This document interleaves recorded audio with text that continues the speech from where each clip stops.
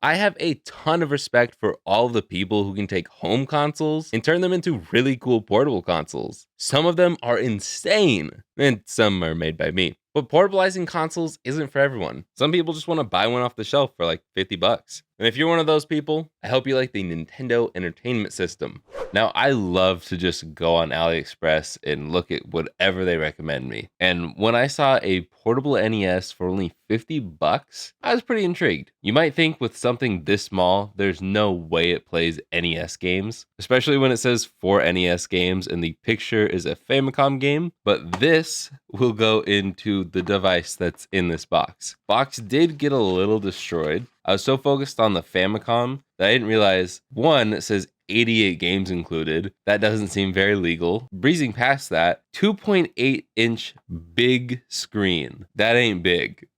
So this thing comes with a screw barrel plug for charging. Wait, is it rechargeable? And then we have AV out, which is kind of cool. We have a lanyard. Make sure no one can rip it out of your hands. I don't know who's going to be wanting this. I'm going to take this peel off because this doesn't look nice. Oh, that is just loveliness that I get to deal with. It looks like it was like hot glue or super glue. 4 AAA batteries. Nice. And oh, that's what the screw's for. And then you can stick your...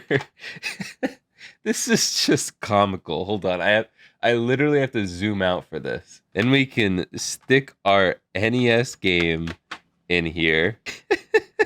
This is just too good. Okay, the on-off switch is down here with the headphone jack and volume wheel.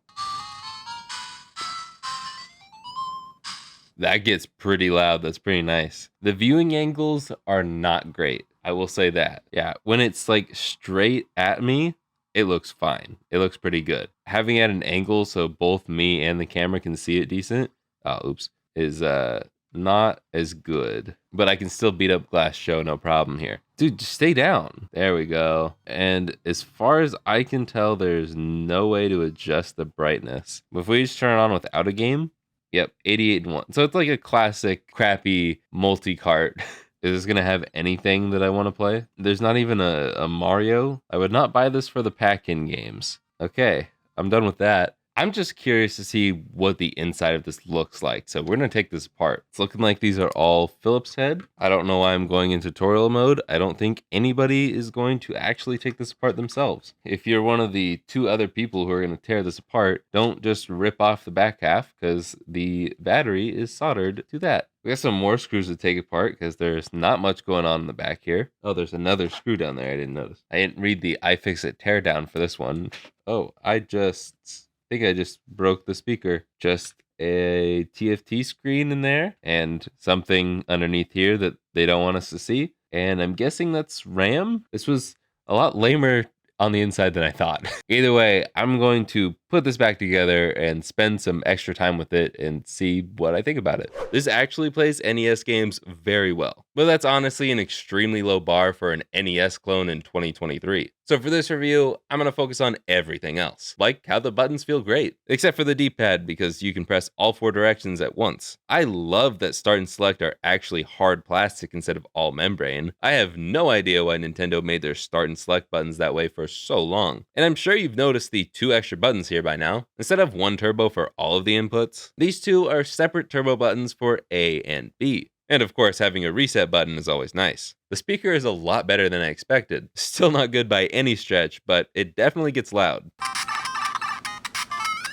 Though I don't really recommend turning it up past the halfway mark. And something else that's the same quality is the screen. It's a tiny TFT display with only 1 good viewing angle and absolutely no way to adjust the brightness. So good luck playing it anywhere that's decently lit. Like anytime the sun is up while you're outside. But I guess that's not a big deal because who takes a portable console outside, right? And while they do call this the Portable Pocket NES console, the device is only kinda pocketable, which isn't a big deal until you realize that carrying around even 1 NES game is cumbersome. The cartridges are nearly twice the size of the console. I tried to take this to work on Saturday, and I look ridiculous. There are 88 games built into this thing, but I'd bet that you don't recognize a single one. They didn't even include the classic bootleg titles like Mario 14. So if you do take this somewhere, you'll probably only want to carry 1 game with you. And if you do take it on the go, 4 alkaline AAA batteries will give you a shocking 6-hour battery life, which now is a great time to mention that you can hook this up to your TV with the included AV cables, and it's actually not too bad. I'd almost say that you could just buy this as your only NES console, but there is no way to connect a controller, so you are limited on what you can play.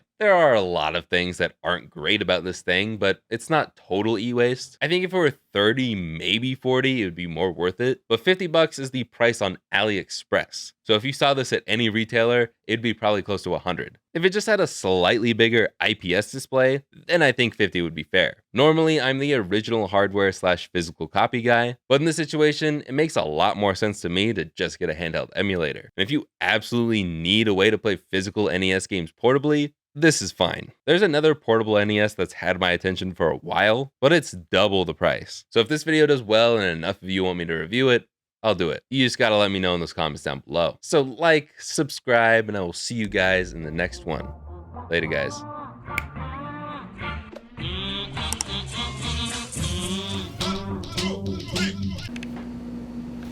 I got 4 NES games and the console in my pockets.